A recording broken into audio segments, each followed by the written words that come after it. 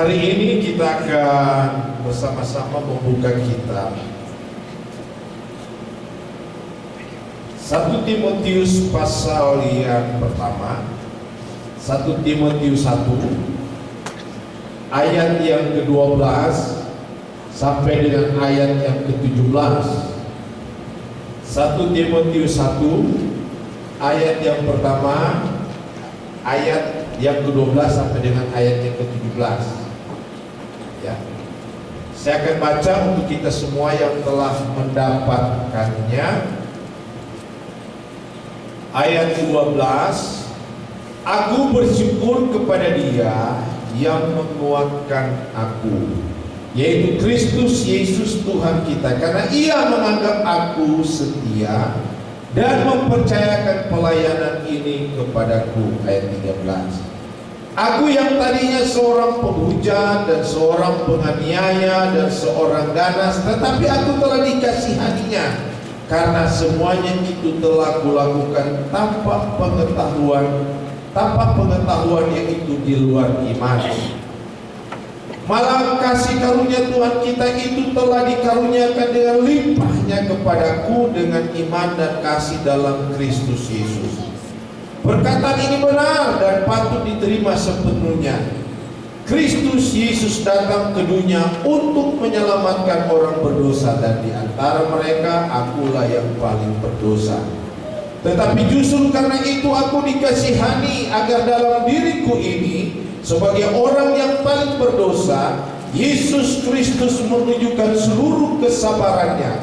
Dengan demikian aku menjadi contoh bagi mereka yang kemudian percaya kepadanya dan mendapat hidup yang kekal.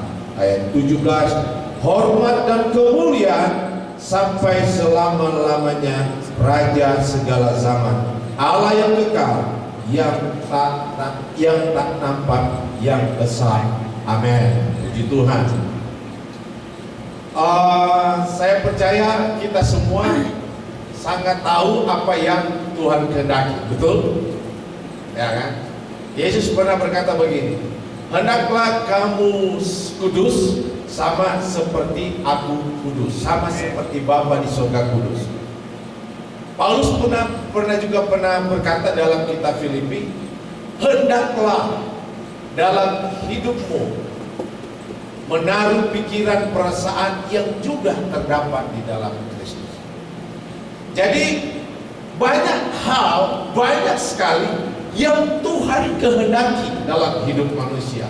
Hendaklah kamu ini, hendaklah kamu beriman, hendaklah jangan kamu khawatir, hendaklah kamu menaruh pikiran di dalam Kristus, hendaklah kamu hidup kudus. Banyak. Dan dari sekian banyak ada juga satu.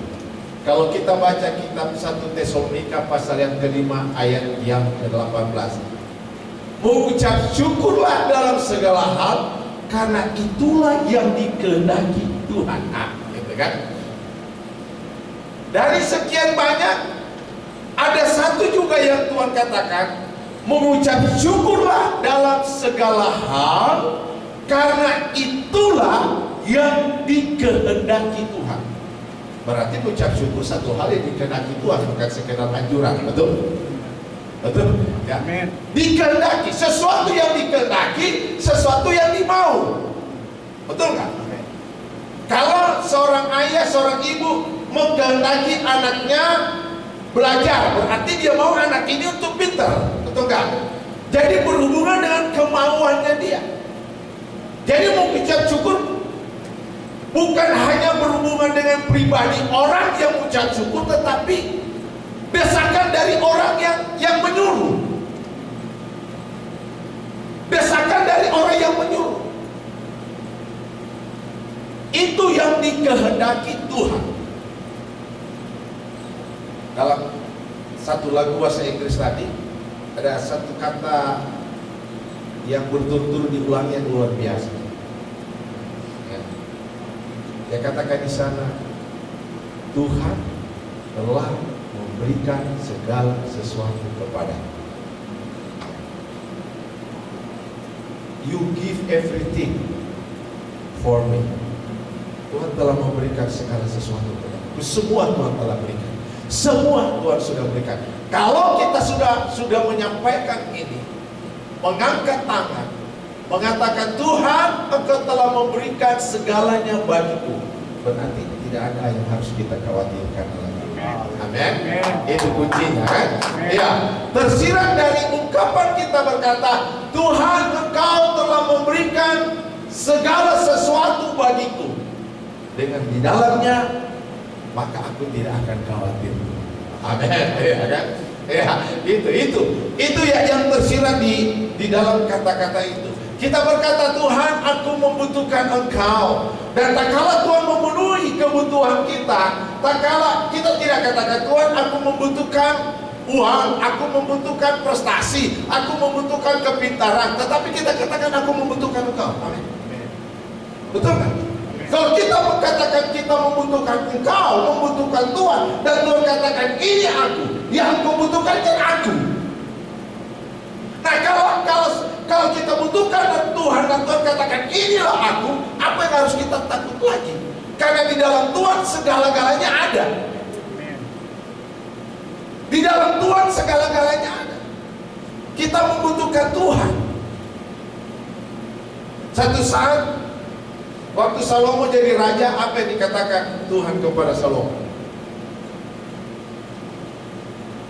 Tuhan katakan, apa yang kamu inginkan, apa yang kamu mau. Cuma sederhana. Salomo bilang, aku hanya membutuhkan hikmat. Dia tak minta kekayaan, tidak minta kekuatan, tidak minta segala macam. Tetapi dia bilang, aku memberikan hikmat. Dan hikmat itu bukan hikmat yang datang dari supaya dia belajar kepada bapaknya yang hebat, Daud, bukan. Dia tidak bilang, Tuhan berikan aku hikmat seperti bapakku Daud gitu. Gitu. Ya, berikan aku kepintaran seperti Daud, Tuhan. Tidak. Berikan hikmat yang datang dari Tuhan. Pada saat Tuhan memberikan hikmat yang dari dia, yang lain menyertai. Banyak yang menyertai dia, ya kan? Kekayaan, kedudukan, ya, kepintaran. Kita berkata tidak ada orang yang sekaya dia sebelum dia, semasa dia, dan sesudah dia. Saya pernah catat dia punya kekayaan. Kalau di emasnya itu waktu saya total, waktu emas di Indonesia masih harga 30.000 1 gram, itu dia sudah triliun. Baru 30.000. Waktu saya baca kekayaannya yang dia miliki itu emas, belum negara-negara lain yang bayar putih yang dia kalah-kalahkan. Dan setiap raja yang kalah bukan kasih putih lagi, cuma hak duit, anak mereka dikasih. Saking banyak, saking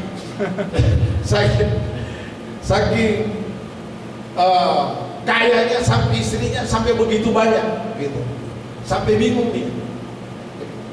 1 tahun 360 hari, satu istri 3 tahun baru 1 kali dia kunjungi. 990, hampir 1000 istrinya, 999. Satu tahun 360, berarti satu istri berapa tahun 1 kali dia kunjungi. Kalau dia punya anak, dia datang hari Rabu tanggal 7 Januari 2014, dia datang 3 tahun kemudian udah gede anaknya, 3 tahun, bingung dia. Gitu kan? Saking banyaknya. Ya, dari sekian banyaknya itu hanya satu yang artinya istri pemberian, bukan istri yang benar-beneran gitu.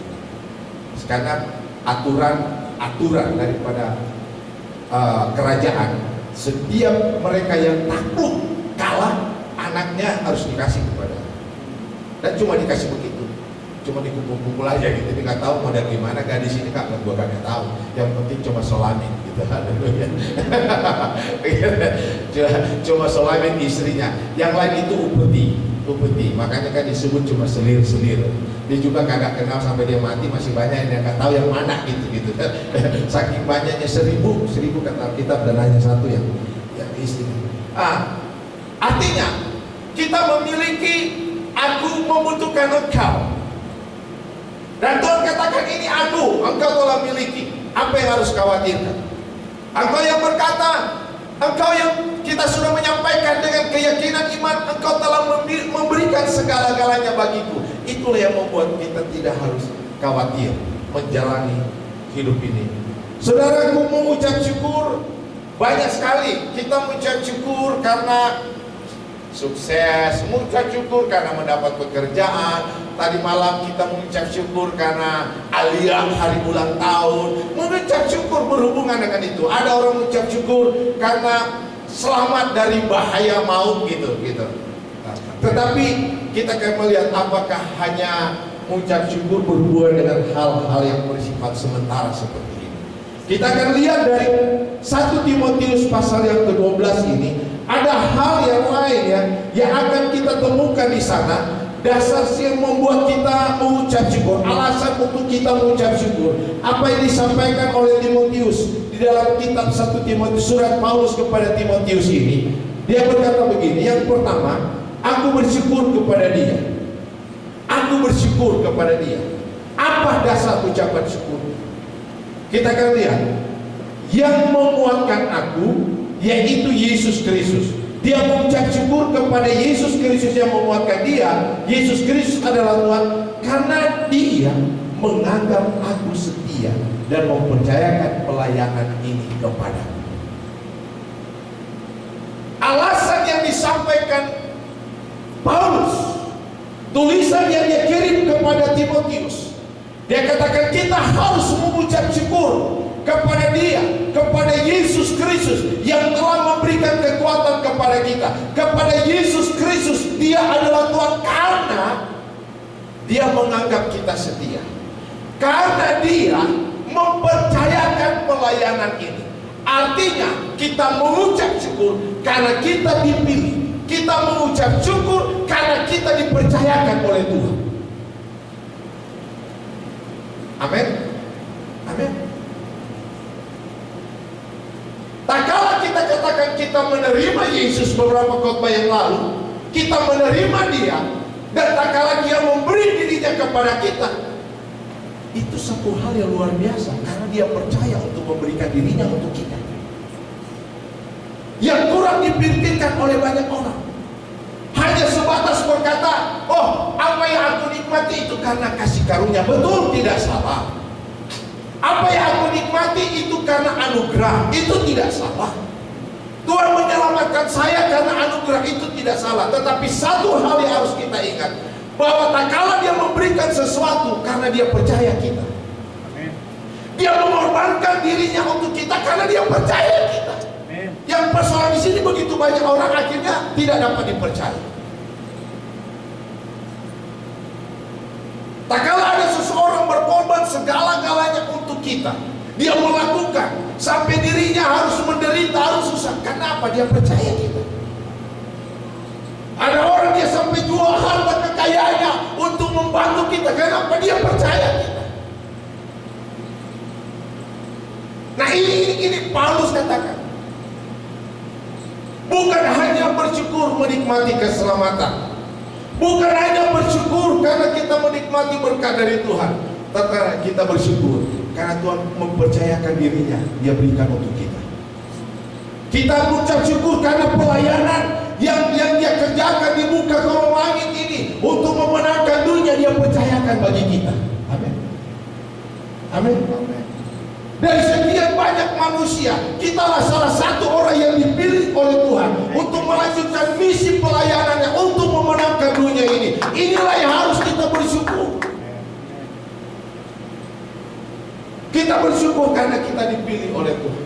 Itu yang dikatakan Paulus kepada Timotius. Kita mengucap syukur. Aku bersyukur, kan, di dalam ayat yang ke-12 tadi. Aku bersyukur kepada Dia. Dia itu siapa? Yaitu Dia yang menguatkan aku. Dia itu siapa? Dia adalah Yesus Kristus. Dia adalah Tuhan. Karena apa? Dia anggap kita bukan setia, tetapi Dia yang menganggap kita setia. Amin. Luar biasa. Kita bukan orang benar, tetapi kita adalah orang yang dibenarkan. Luar biasa. Tidak ada seorang pun yang benar di bawah kolong langit. Hanya satu, Dia bernama Yesus Kristus. Oleh sebab itu waktu Yesus dibaptis di sungai Yordan, memulai pelayanannya, maka waktu Dia dibaptis oleh Yohanes Pembaptis, ada suara dari sorga mensahkan Dia, inilah anak yang kukasihi, hanya kepadanya lah aku berkenan. Berarti hanya satu pribadi yang berkenan di bawah kolong langit ini. Hanya satu pribadi yang benar di bawah kolong langit ini. Dia bernama Yesus Kristus Tuhan. Di luar itu tidak ada kebenaran. Di luar itu tidak ada yang diperkenankan. Oleh sebab itu siapa yang ada di dalam Dia, kata Paulus, dia itu juga diperkenankan oleh Tuhan, termasuk kita. Tak kala kita ada di dalam Dia, tak kala kita tinggal di dalam Dia, firman khotbah beberapa minggu lalu, maka kita terhisap hidup di dalam Dia, maka kita juga diperkenankan oleh Tuhan. Kita juga dibenarkan oleh Tuhan. Yang Paulus katakan di sini, kita dianggap, bukan setia, beda ya. Dianggap setia dengan setia beda, ya kan? Beda. Dianggap setia berarti sebenarnya tidak setia, tetapi karena kasih Tuhan menganggap kita setia. Amin. Ya. Kita dianggap Tuhan adalah pribadi yang setia. Apa yang kita lakukan adalah sebenarnya belum kategori setia. Paulus apa yang sudah dilakukan terlalu banyak Paulus lakukan. Amin. Belum sebanding apa yang kita lakukan. Ya, Paulus lakukan lebih mungkin dari apa yang sudah kita lakukan. Sebagai pelayan Tuhan, sebagai umat Tuhan, sebagai orang percaya, jangan dulu kita bandingkan kita dengan Yesus, tetapi kita bandingkan saja dengan Paulus. Belum ada apa-apanya pelayanan kita dibandingkan dengan Paulus. Amin. Ya, dia menderita, dia dianiaya, dia mengalami begitu banyak kesulitan. Asito dia bilang, belum setia, masih dianggap setia. Saya pribadi belum ada yang saya lakukan di dalam pelayanan. Tetapi saya bersyukur karena Tuhanlah yang menganggap saya setia. Tuhanlah yang menganggap apa yang saya lakukan hal yang baik. Paulus luar biasa. Dia tidak menganggap bahwa dia telah melakukan yang terbaik bagi Tuhan, tetapi Tuhanlah yang menilai dia apa yang dia lakukan. Itu adalah sesuatu yang terbaik. Dia menganggap aku setia dan mempercayakan pelayanan ini kepada luar biasa. Luar biasa. Tuhan memilih Paulus dari sekian banyak. Dari sekian banyak mempercayakan itu. Kita bersyukur. Alasan kita bersyukur yang pertama, karena kita dipercayakan oleh Tuhan. Tak kala kita berkata, Tuhan, aku membutuhkan Engkau. Tuhan langsung bilang ini. Waktu dia beri dirinya untuk kita, kita adalah orang bahagia. Karena ternyata Tuhan percayakan dirinya kepada kita. Dia taruh. Alkitab berkata tubuhmu adalah bait Allah, di mana Roh Allah tinggal. Luar biasa. Kalau Tuhan tinggal di dalam bait kita ini, siapa kita ini? Siapakah Tony Wower ini? Siapakah berpantas ini? Siapakah kita ini? Tidak ada apa-apanya. Tetapi kalau Tuhan mau tinggal, ini berarti Dia percaya hidup kita. Hargai kepercayaan ini, hormati kepercayaan ini. Hargai dan hormati.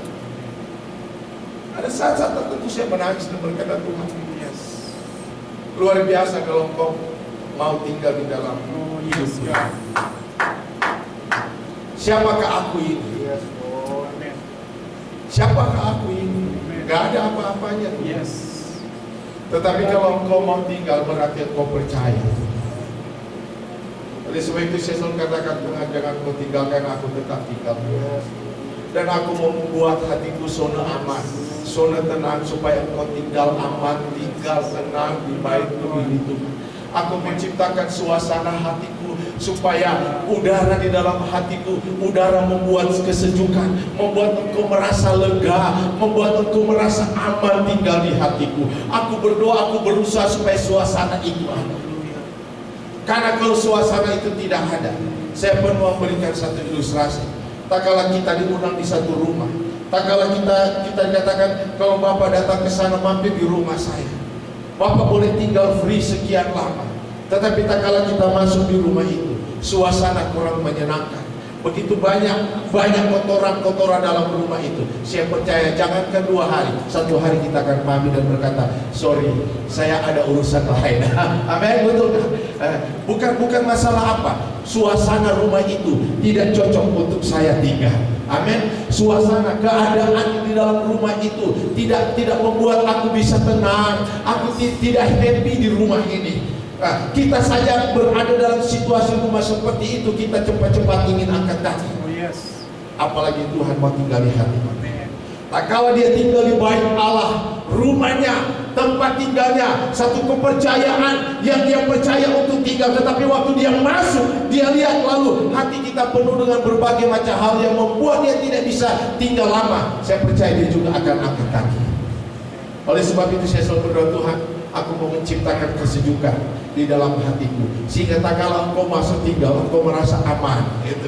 Engkau merasa aman. Tak kala suasana panas, Engkau menemukan dingin di hatiku. Tak kala suasana dingin, Engkau menemukan hangat di hatiku. Artinya Engkau betah tinggal di hatiku ini, Tuhan. Dan saya percaya kalau kita lakukan itu, maka Tuhan akan tetap tinggal seterusnya di dalam hati kita. Amin. Ya, kita berucap syukur dan berkata, Tuhan, terima kasih kalau Engkau percaya mau mampir di rumahku. Engkau percaya tinggal di dalam diriku. Itu dasar yang pertama yang saya tangkap dari ungkapan daripada Paulus. Kenapa dia mengucap syukur? Karena dia dianggap setia dan dia dipercayakan oleh Tuhan. Yang kedua yang saya lihat di sini adalah pada ayat yang ke-14. Malah kasih karunia Tuhan kita itu telah dikaruniakan dengan limpahnya kepadaku dengan iman dan kasih dalam Kristus Yesus. Disitulah baru kita dapati bahwa kita mengucap syukur karena dengan iman kita menikmati kasih karunia dari Tuhan. Kalau kita katakan kita mendapat kasih karunia itu terlalu banyak. Amin. Kasih karunia menikmati keselamatan dari Tuhan. Ya, kalau kita terhindar dari segala sesuatu bukan karena untung mata saya cepat lihat, kok nggak saya sudah ditabrak, bukan. Itu karena kasih karunia Tuhan. Saya tidak pernah menghubungkan segala sesuatu dengan apa yang berhubungan dengan untung saya cepat, untung saya lihat nggak. Itu semua karena Tuhan. Amin. Tuhan yang menjamah mata saya bisa melihat kendaraan sana. Kalau tidak saya bisa tabrak dia. Tuhan yang melakukan sehingga saya bisa hati-hati. Secara manusia saya bisa terjadi sesuatu, tetapi Tuhanlah. Dan itu oleh karena kasih karunia. Kasih karunia. Saya selalu katakan begini, bahwa manusia seharusnya tidak harus diselamatkan. Tidak harus diselamatkan. Yang ada harus dihukum. Hukum di dunia saja berlaku. Siapa salah harus dihukum. Dan itu merupakan satu kebenaran. Gak mungkin yang salah mau dibebaskan, harus dihukum.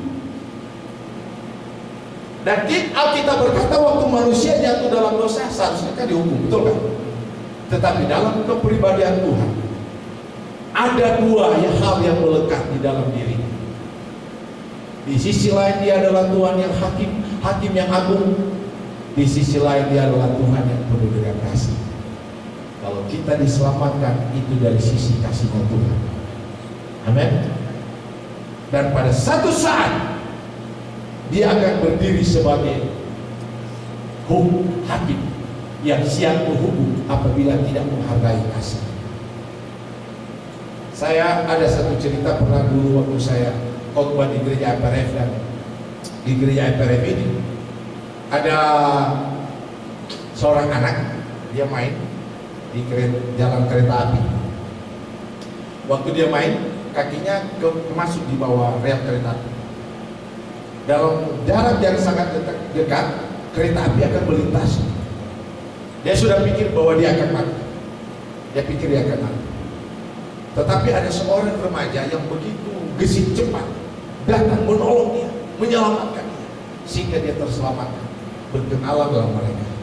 Setelah mereka berkenalan, singkatnya 17 tahun kemudian di sebuah pengadilan berdiri seorang yang terdakwa karena melakukan begitu banyak kesalahan. Dan di depan orang yang terdakwa ini ada hakim dan ada beberapa orang di depan. Setelah membaca dakwaan dan segala macam maka hakim memutuskan bahwa orang ini harus dipenjarakan. Maka berdiri orang ini yang terdakwa bersalah, dia protes. Dia bilang, Pak Hakim, apakah Pak Hakim sudah lupa sama saya? Oh, Hakim bilang, aku ingat persis kamu. Siapa kamu? Saya tahu 17 tahun yang lalu, tak kala saya masih remaja, kamu masih anak-anak, saya sempat menolong kamu dari maut. Dia bilang, kenapa dulu Pak Hakim bisa menolong saya, tetapi kenapa sekarang Bapak tak bisa menolong saya? Dia katakan dengan sangat sederhana, 17 tahun yang lalu saya hadir di tengah-tengah kamu sebagai penolong karena aku mengasihi kamu. Tetapi sekarang saya berdiri di hadapanmu sebagai hakim. 17 tahun kamu diberi kesempatan untuk melakukan hal yang baik setelah selamat dari maut, tetapi kamu menyia-nyiakan kasih karunia yang seharusnya kamu menerima maut di kereta api, tetapi kasih karunia yang menolong kamu. 17 tahun kamu hidup tidak karu-karuan, dan sekarang saya tidak bisa tampil sebagai penolong lagi, tetapi sebagai hakim. Amin. Itu cara kerja Tuhan. Tak kala kita menerima Dia, kita menaruh iman, kita mendapat kasih karunia, kita berjalan di dalam kasih supaya hidup yang Tuhan izinkan. Tetapi satu saat Dia akan berdiri di hadapan kita sebagai hakim. Amin. Tak kala kita menyia-nyiakan hidup kita, selama kita mendapat kasih karunia dari Tuhan, sekala tiba waktunya saya ingin sampaikan pesan ini bagi kita. Dia akan hadir bukan sebagai penolong lagi, tetapi dia akan hadir sebagai hakim. Dia akan menghakimi kita sesuai dengan perbuatan kita masing-masing, yang melakukan apa yang menjadi kehendak Tuhan. Alkitab berkata lewat Matius 25, dia katakan, engkau domba, engkau akan tinggal, engkau ada di satu tempat, dan engkau kelompok kambing yang kurang lebih kamu telah menikmati kasih karunia yang cukup banyak, tetapi kamu